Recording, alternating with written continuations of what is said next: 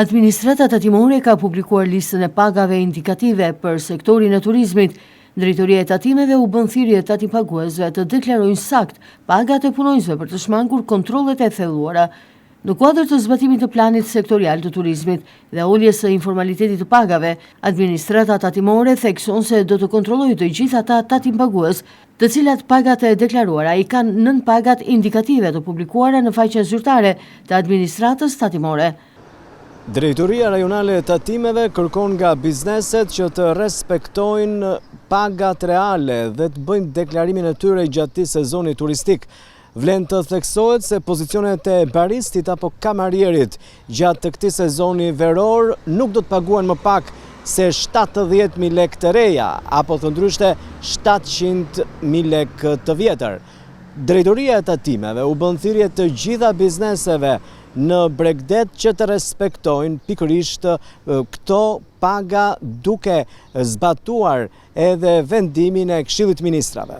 Sipas listës së publikuar, paga minimale për kamarierët në restorante, bare dhe hotele nuk duhet jetë më pak se 70 lekë në muaj.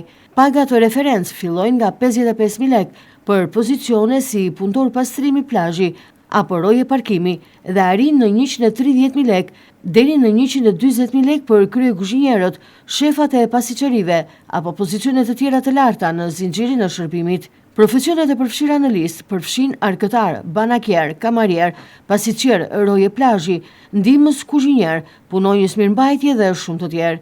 Sipas tatimeve, tatim-paguesit që deklarojnë paga në nivelin e referencë për profesioni përkatës do të konsiderohen me risk të lartë e do t'i nënshtrohen kontrollit të thelluar nga administrata tatimore.